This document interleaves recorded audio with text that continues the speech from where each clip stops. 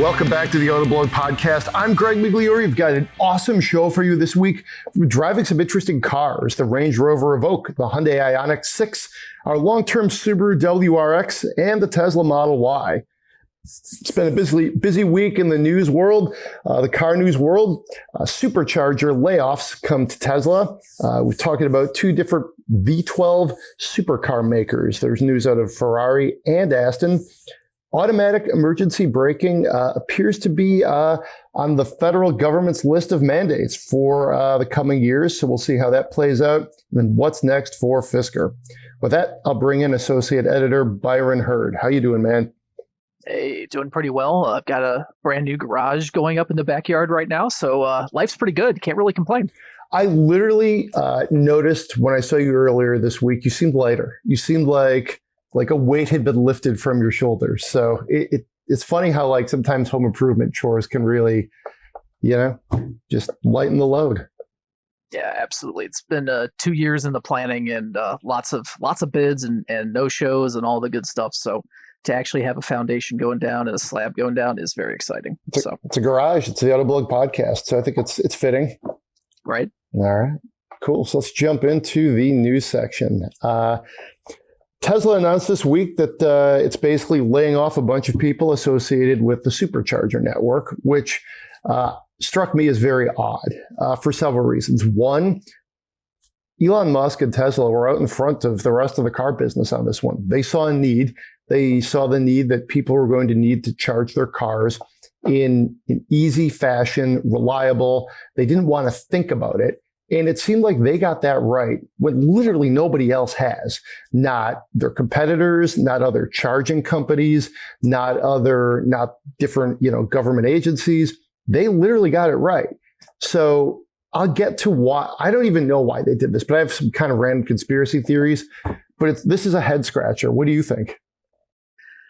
I mean, I guess the only thing you can really say to kind of like make it make sense is that they must feel like they're done with the meat of the work, right? At this point, it's just, like, okay, we've got it, we've engineered it. Now all we have to do is just keep building more of it. And I mean, the one thing that kind of makes sense to me is just the notion that at this point, Tesla isn't really building superchargers just for Tesla anymore. It's building them for everybody. So, they kind of had to make that deal with the government that if they were going to get any subsidies for it, they would have to open them up. And I think that's kind of killed the mood for them. Like they just don't see the point in putting a lot of in-house money into something that they're going to have to share with the rest of the world. And obviously Musk wanted to make examples of divisions that weren't really, getting hardcore with his headcount rules for reducing costs. And it just seemed like a good one to make an example of, I guess. I mean, I won't pretend to understand what goes on inside Elon Musk's head because, first of all, I don't want to. This doesn't sound like a fun place to be. So yeah, I mean, that's really my best guess on the whole thing. It's Tesla. If they made sense and if they were predictable, then we probably wouldn't be where we are, right? My guess here, to kind of bring it together, is that Elon Musk thinks of it differently than he did perhaps 2 years ago. And maybe this was his strategy all along, which is to get everybody to adapt to his standard, and then peace out. And now suddenly all of the world wants to use Tesla's chargers, and Tesla can use anybody's chargers. So it's almost like the ultimate head fake. Like, I'm going to do my own thing. You guys aren't going to use ours. Oh, you are going to use ours? Cool. This is what everybody's doing now. We're out. And maybe he thought that all along. He was thinking 2 moves ahead of the rest of the industry. And I mean, that seems like the most logical thing because it doesn't, the way the superchargers are now is it's not this like cash cow for Tesla in-house. It's everybody's network. So he clearly rethought that. And my guess is he probably thought that up ahead of time. I think it's a little weird in some ways not to still look at these. But if nothing else, since we're psychoanalyzing him, he does appear to have a very flexible mind that he changes often. Yeah, that's for sure. I don't think anyone can accuse him of being stuck in any one particular rut. So there's an ADD CEO in the world. He's a prime example of it. All right. So let's shift gears over to V12s, from hybrids to V12s. Ferrari revealed the 812 Superfasts successor, the follow-up. Ferrari is sticking with V12s. We're recording this a little bit before the reveal itself. We know a little bit about the car, but come back to the site this weekend. Hopefully, maybe you are on your patio. The weather's supposed to be nice. Maybe you're grilling. You're sipping that second Heineken. You're in for the night, maybe, and you want to catch up on your news. Well, hey, there was a new Ferrari this week, so come back and check that out.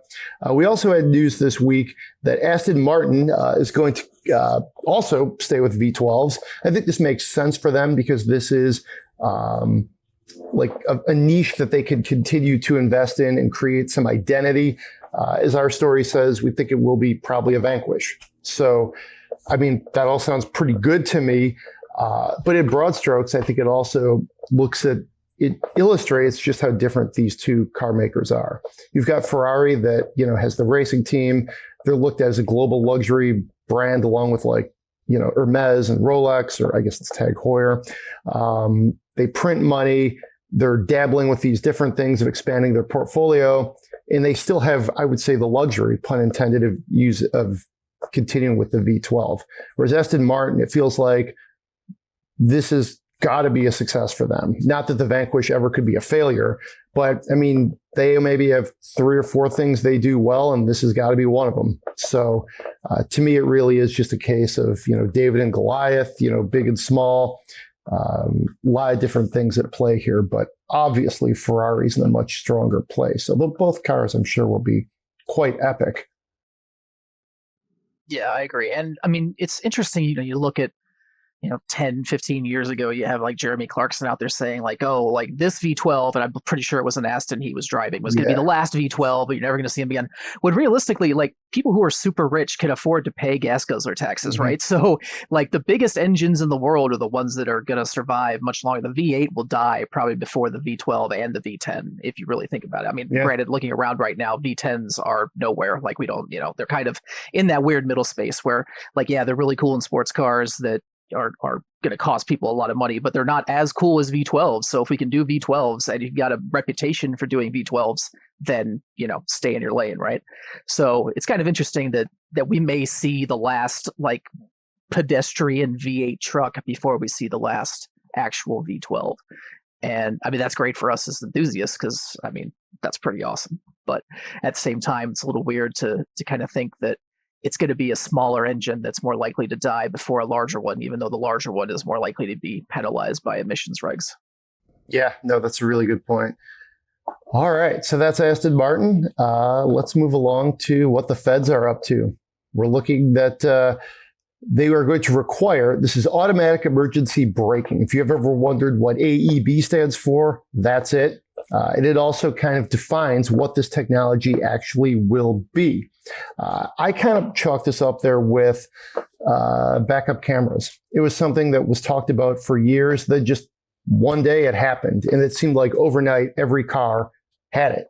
And I would argue backup cameras might be a little more, I don't want to say important, but they're usable than AEB. I feel like there's going to be a learning curve for some consumers, and some people really are not going to like it. That said, by sort of defining the parameters, and this is a pretty, I would say conservative organization as far as trying to like come up with new rules. They don't try to push the ball downfield. They try to like go where they think like the ball already is. So I think, when you look at how common this is already on cars, I don't think this is some enormous groundbreaking policy, but I think ultimately it will be a good thing. I do think the learning curve for consumers is gonna take a minute. Let's look at it that way.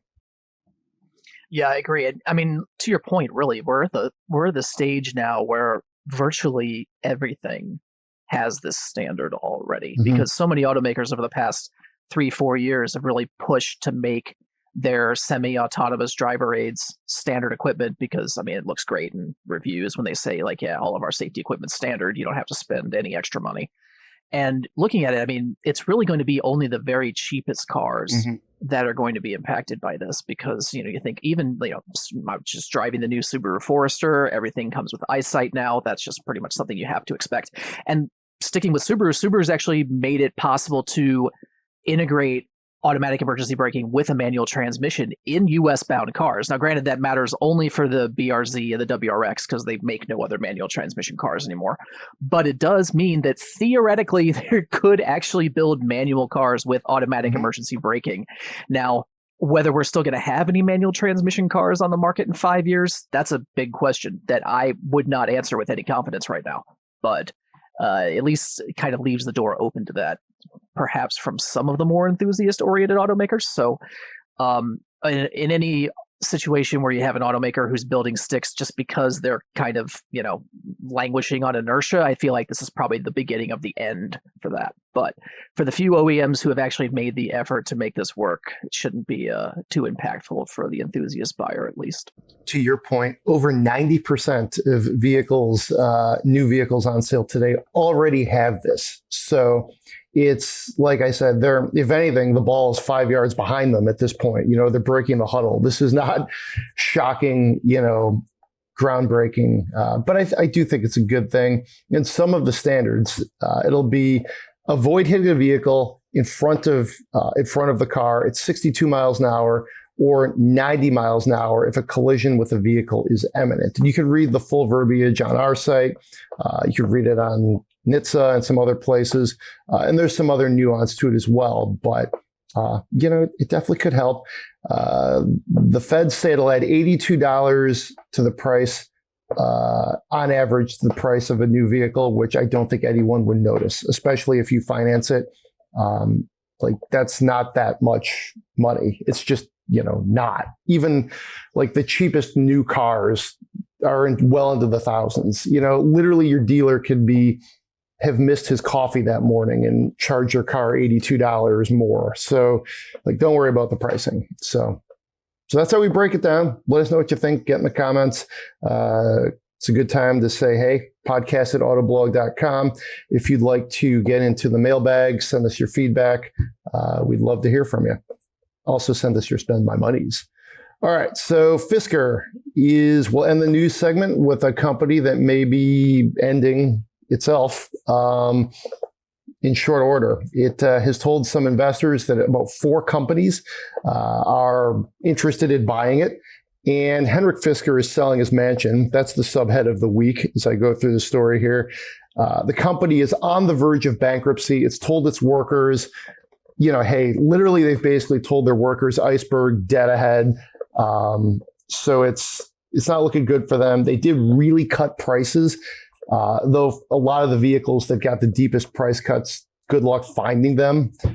So it's not looking good for Fisker, but they've done some really beautiful vehicles. So I would be surprised if by the time we do this podcast at the end of June, if we haven't seen a resolution. My guess is I don't really know what's going to happen. There's not a huge pattern where a company that actually has some credible products basically goes under or sort of is about to go under and then gets that sort of lifeboat or is sold off. I thought it might happen with Endurance. It didn't.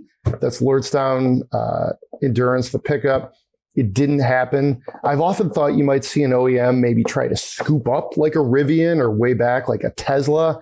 It just never seems to happen. So I guess to be my own devil's advocate, I don't know why that would happen here, but maybe a supplier, somebody like Magna, and I'm just throwing that out there as a hypothetical, that's got a ton of money, wants to get in the car making business or something like that. But hard to say. Yeah, I agree with you. And it's it's a weird spot to be in. Like you have so many of these like startup style businesses trying to make their way. And, the OEMs come along and they have this established production supply chain that they can work with. When you have the startups, a lot of what they do isn't compatible with that broader existing supply chain, or just the basic tooling isn't going to work and things like that. So all that stuff would have to be integrated into a system that likely doesn't have any compatibility factors whatsoever. I mean, you're just people trying to do it on the dime that they've got aren't operating the same way that those large OEMs are. And it's, I think, difficult for OEMs to think, well, yeah, we could integrate this process into the way we do things. We can make this brand work within our broader portfolio. And it's one of those things they kind of expect the brand to prove itself before they're willing to make an offer. But those brands aren't in a position to prove themselves because it costs way too much money to get off the ground to begin with. And so that's kind of like, we look at Scout as kind of like the perfect model of that, because they're behaving like a startup, but they have VW money behind them. And that's a huge advantage. So like, Scout's going to be in a position that companies like Fisker aren't. And it's kind of painful to watch the growing pains with smaller companies like this, but at the same time, it's the auto business, and there's just, there's no way to start a car company without billions of dollars to begin with. And chances are you're just going to shred every last dollar you spend. So it's never easy. And I mean, the last few years have taught us plenty about what the startup field looks like. And I agree with you that like the opportunity for a lot of these to get scooped up by a larger automaker has largely passed. And I just don't see anybody else, especially like you look at Fisker, like they had historic ties to GM, and GM was never really all that interested in them. And you look at some of the other automakers, it's kind of been the same thing. Like Tesla, at multiple junctures, it really seemed like somebody would have come along and at least invested, if not outright bought the brand. And, even if everything that's going on with Tesla right now snowballs into some sort of disaster and they actually manage to fold, there's no way the brand itself would cease to exist. Somebody's going to come along and buy the name Tesla and continue to build and supply parts for Tesla cars, just because they have way too much inertia at this point, whereas a brand like Fisker just doesn't. So, it's one of those things where like we've passed the inflection point on most of the brands that are likely to stick around. I think the only one that's really a question mark at this point that kind of has scale but doesn't really is Rivian. And Rivian's like, they've had tons of backing from big names over the years, so that investment's come and gone, but at least they're producing viable products that customers are generally happy with, which is not something you can really say for Fisker. So yeah, I did a story as sort of the end was nigh for Lordstown about how maybe like an automaker isn't going to jump in, but maybe this is where like some rich gazillionaire decides to hop in and buy something. And obviously that doesn't seem to take place either, because the companies like a Jeff Bezos, or he's not a company, like a Jeff Bezos or an Amazon or Apple, they're almost like too smart to do it. You're better off like, and the argument I made was the Washington Commanders sold for $6 billion a couple years ago. Once you get into it, you get like the cash flow from TV and ticket revenue. You've sort of got the critical mass you need to run an NFL franchise or a baseball team or whatnot. And then the value just goes up. As long as you have a decent stadium deal and you're not like a total idiot, you're not going to lose that much money. Whereas an automaker, you might as well just go set a bonfire in your backyard and start throwing $100 bills into it. Even if you're doing it right, that's just what like the financials of automaking are. And then you have a good quarter and things are fine. But for a startup, to get to those good quarters, the path is often long and poorly lit. So, I don't know. You could probably, if you were interested in buying Fisker, you probably could get it for pennies on the dollar. But then that's the easy part. The hard part is, what do you do with it? Where's your $1 billion, money pile in your money bin with Scrooge McDuck sending you gold coins out of it to figure out what to do in the rest of the year. So, and rich people are rich for a reason, because they're not dumb with money. And frankly, buying car companies is probably a dumb investment, at least in the short term. So, yep. All right. So that's Fisker. Let's talk about what we've been driving. Range Rover, the Range Rover Evoque. This is one we both got into this week. It's a lovely shade of almost like a bronze. It's, I kind of forgot about the Evoque, to be totally honest with you. The long short of it for me was, I think it looked cool. It didn't really love the powertrain. Nice interior, I thought. Wasn't thrilled with the infotainment. And it's just, for just not that much more, you could get a much larger, nicer, Land Rover or Range Rover. So I don't know why you wouldn't do that, or look and get the cheapest Defender. So liked it, didn't love it. What did you think? Not a fan. And that might be a bit kind, honestly. Yeah. It just kind of feels like you're driving a bathtub. Like it feels like weirdly tippy in a strange way that the body doesn't really kind of like suggest. Like it feels like you're buried way down low in this thing, even though it's nominally an SUV crossover type thing. You've got, the big high belt line and the kind of sense that you're like looking up over the edge of this thing, which I guess is appealing to people who want to feel like they're inside some sort of rolling bunker. But it doesn't do anything for the feel of the car. It doesn't feel particularly connected to the road. It's just kind of there. It just feels like a rolling fashion accessory. So I'm not thrilled with this thing at all. The infotainment is pretty. I will give it that. The screen looks fantastic.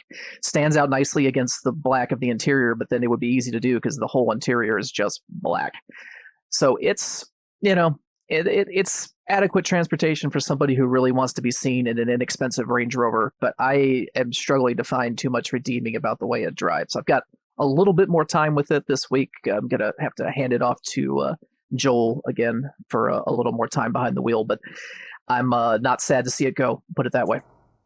All right. Sounds good. Now, just for some context here, and we won't reveal the winner because we don't have one. Much of we'll say the Midwest staff got together earlier this week for a EV comparison test. So we had a few of them come through the fleet, like the Tesla Model Y and a number of other ones, including the Hyundai Ioniq 6, which we sort of tested in its own little vacuum of a test. So we wanted to talk about those. We're not going to reveal the winners here. That's going to come probably in a podcast way, a few weeks out, and obviously a story, videos, all that good stuff. But just to give you some impressions of these vehicles, because we haven't driven them, hey, let's talk about it. The Evoque was basically a support car, is I guess the way I would put it. Thus, we got to get through it.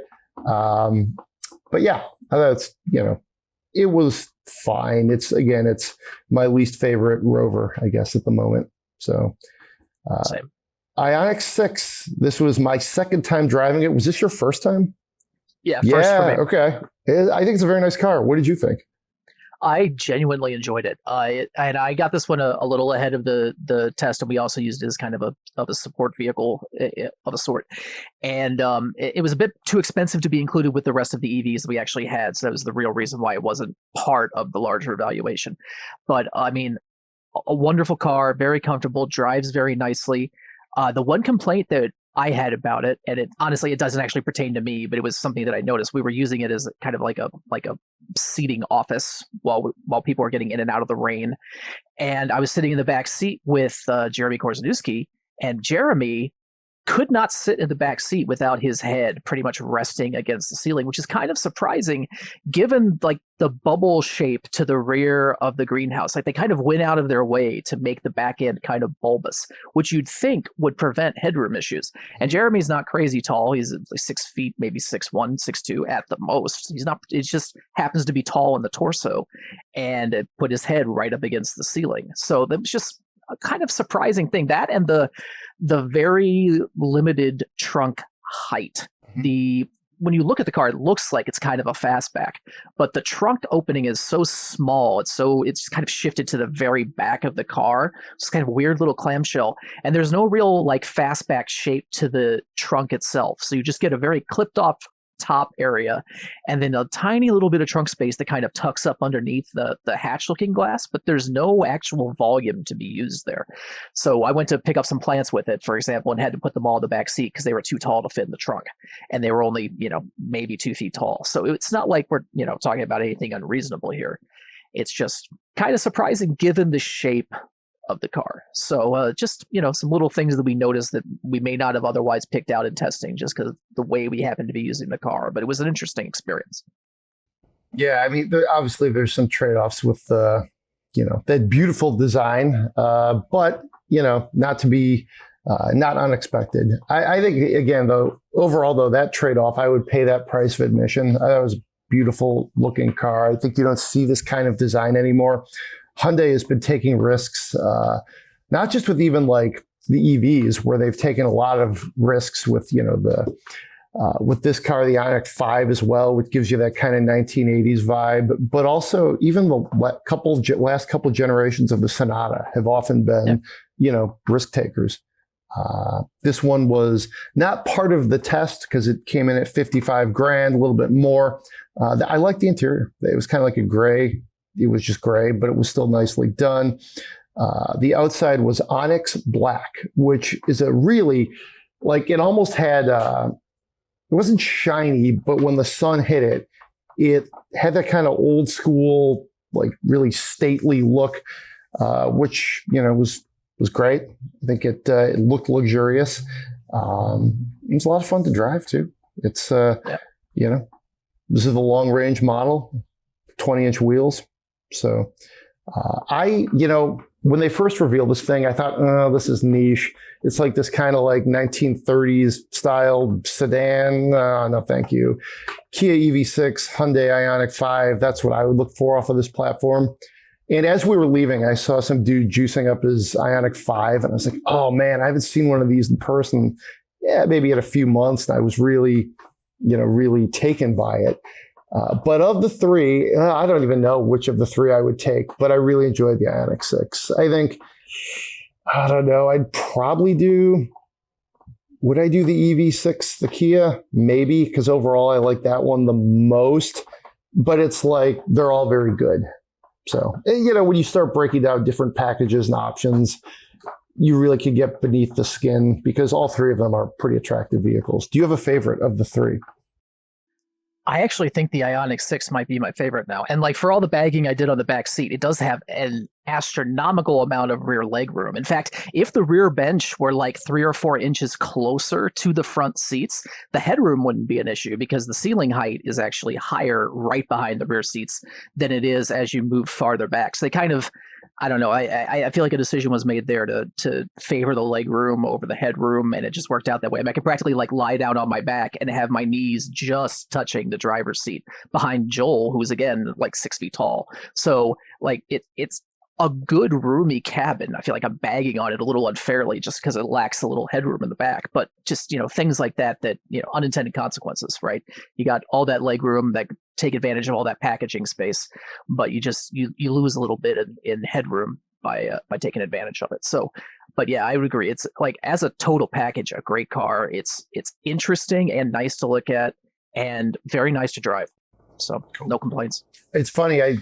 I don't know if everybody went quite as far as you did, but that was the mood as a lot of the editors got through the Ioniq 6. It's like, oh, wow. Okay, wait a minute. This is really good. We like this. This is cool.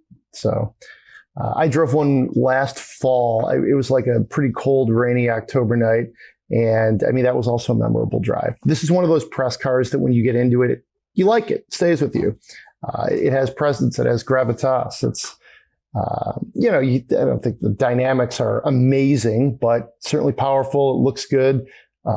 Reminds you of how fun a sedan would be. I don't know if they actually call this thing a sedan. I mean, that's what it is. It's got a curvy fastback thing, but yeah, cool. So let's move along to, let's jump in with a long-term update on the WRX. You were in that for a while. What did you think? Yeah, so we just got that one over to the Subaru dealership this week to get swapped over to its original summer rubber and take off the winter tires. So it's out of my hands and back with Zach for a little bit. But so this is kind of a wrap up of my time with it, I suppose, before I get to play with it on the summer rubber a little bit more. But I mean, it's been absolutely fantastic. Put more mileage on this than any of the long-term cars that I've had while it's been loaned to me, just because it's been so much fun to drive, so easy to hop behind the wheel of and just, go do your thing. Really, really no complaints apart from just the things that are limited by either the trim or the fact that it's, an inexpensive sports sedan. I would love to have a heated steering wheel and it doesn't. So there was that. But just, I mean, really, like, apart from, how you'd actually have it built, I've just genuinely enjoyed that car. The only real shortcomings it has compared to, say, like a VW GTI or a GLI or something like that is that the gearing is a little bit shorter, so it's a little noisier on the highway. It's a little buzzier. The engine's revving a little higher, so you're just going to notice it. And it's just a little tinnier, a little, just not quite as refined as anything you're going to get from the Germans, but certainly, about as nice as you're going to expect from like a Hyundai Elantra N or something like that. So I'm just really thrilled with it. I've really connected with this in a way that I've never really connected with a WRX previously. So we're talking like a 5-star car for me. I'm really thrilled with it. I would recommend it to anybody looking for something fun and practical in a sedan. It's just like, it's really hard to beat, especially for the price, because it is quite affordable. What CDs did you listen to with it? My Wallflower CD, the Bringing Down the Horse, got extended play. I listened to that a couple times, and also through it, I have some some older Dave Matthews concert CDs and stuff like that are good for listening to the stereo. But as I learned with the winter tires on there, kind of hard to listen to the stereo over the tire noise from time. So it's not not a perfect package by any means, but at the same time, it was still fun to be able to break out the old CD case and actually listen to some optical for once. Bringing Down the Horse. I can think of, but that is one of the probably top 5 most like iconic, like 90s genre, tunes. I had that disc, loved it. Looking back, like the rundown here is like every song you would hear on buses to different sporting events, school dances. I almost feel like, not that the car knows this, but I almost feel sorry for the car, because all these like geriatric millennial, Gen Y, Gen X editors are throwing in these like Counting Crows, Dave Matthews CDs. Like, right. This is what, we're writing about is let's, get one headlight and dust that off. But it's hey, we're at that age. Yeah. Right. All right. So that album is actually, I believe, 7 years older than Tesla, which I guess is a good thing to close out the drive section with. Tesla Model Y.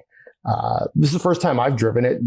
Have you driven the Model Y before? Same for me. Okay. First time. Yeah. So Tesla doesn't do press cars currently. They used to. I remember once they delivered a Model S to me at a hotel. They gave us one for Tech of the Year in 2014. So it obviously was a different time, but they don't usually do them now. So we Turo'd this Model Y. It was I think it was a 21, had about 40,000 miles on it. So we definitely baked that into it. But the idea was to measure the car, overlook just the used car qualities of it, but measure it as a product. And I don't know, this could be one of the more divisive ones when we get down and that could be, it probably will when we look at the Comparo, but just, driving a Model Y, been hearing about this car for years. Here's how I break it down. I like how it looks.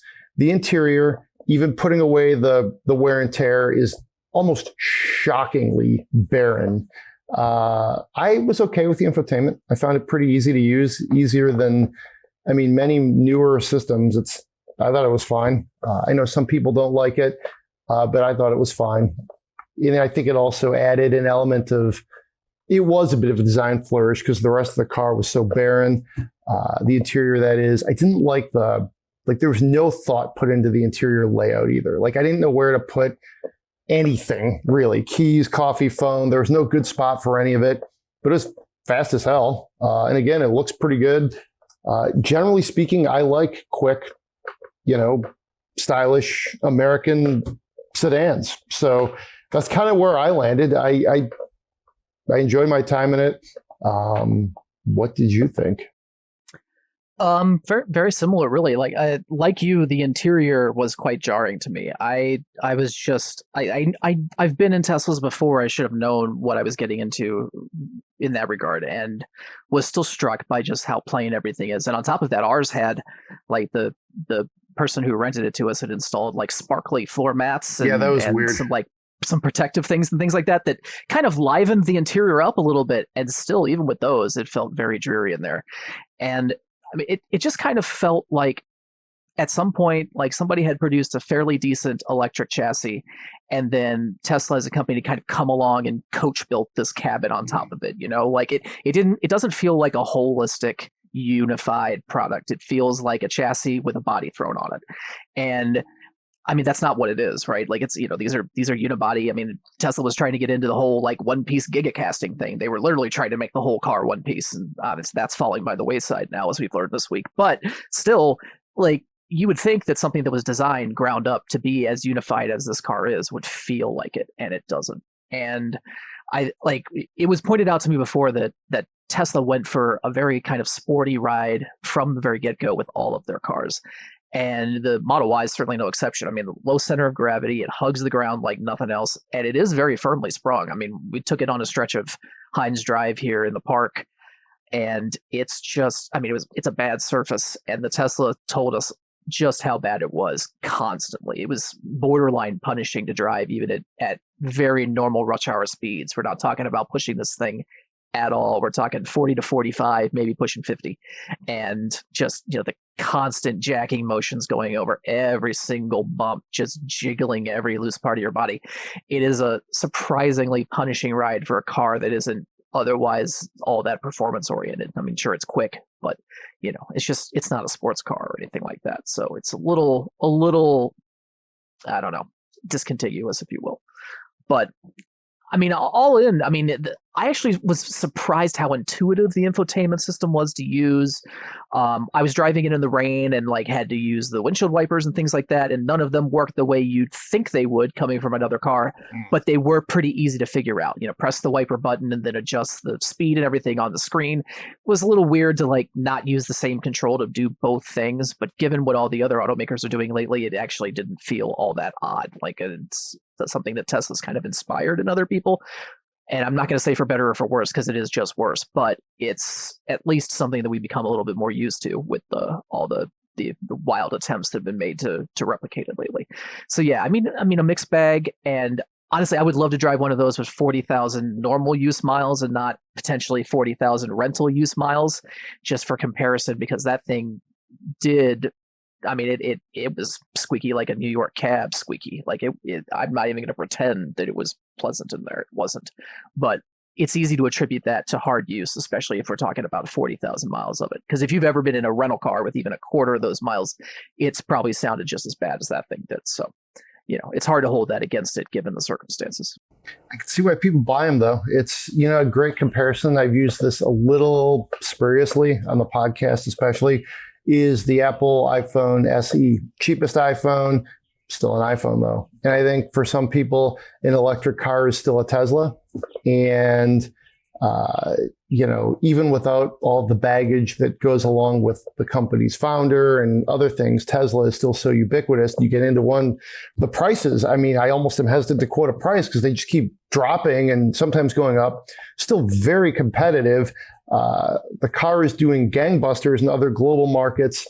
It's a very popular car. It definitely seems to strike a vein with, electric, vehicle buyers. I think they're willing to overlook some things that they definitely would not in other cars.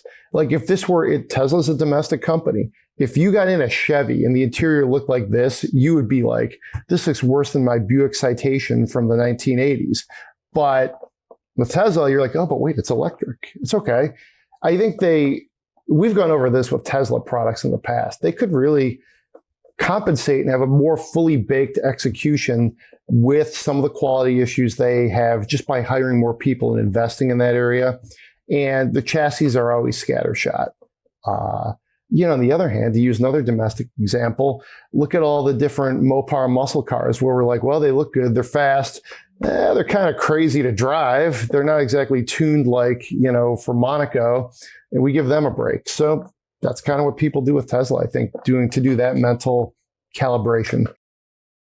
Yeah, I agree. And I mean, there's some little things that Tesla doesn't do that other automakers do that would make, I think, a lot of people happy. Like things like, Android Auto, Apple CarPlay integration and things like that. That just nice little quality of life changes. But it's a car that, when you see how happy people are driving them, even without those little things that you expect from automakers these days, I mean, it kind of just goes to show that they've managed to target their customers very effectively. I mean, we can hate it as car enthusiasts, but it doesn't change whether it's selling or not.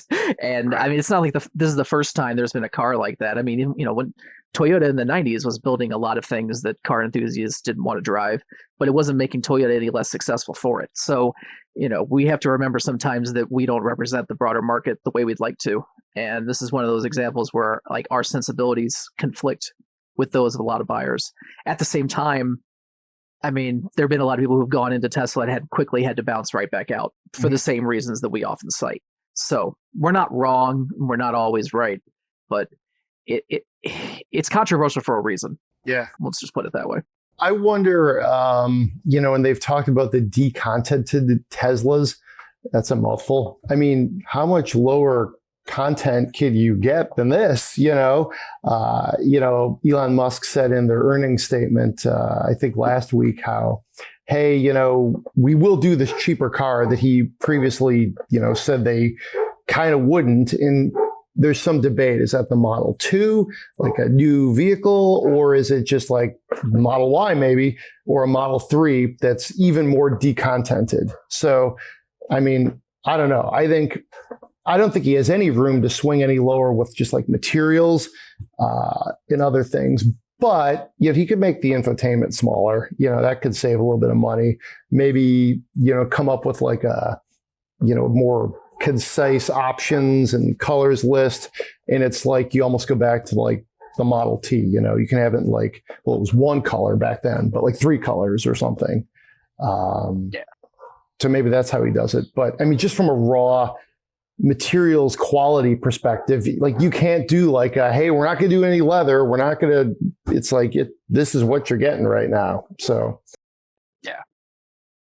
Cool. And I think another common complaint from the staff too, which this is something that other people are dabbling in a little bit, or other automakers are dabbling in a little bit, is the idea that the Model Y doesn't have a cluster or anything to replace a cluster. It just has the center infotainment screen, and it's functional. I mean, that's where your speed readout, all your instrumentation is integrated into that, and they put it as close to the kind of left side so that it would be in your sort of field of view, at least as well as they possibly could. But it would be really nice to see Tesla do like a nice HUD or some sort of cluster display solution that doesn't require you having to look over toward the center. Having that information right in front of you is always better than having it slightly in front of you. That's, that it's always going to be better if you can get it right there. Cool.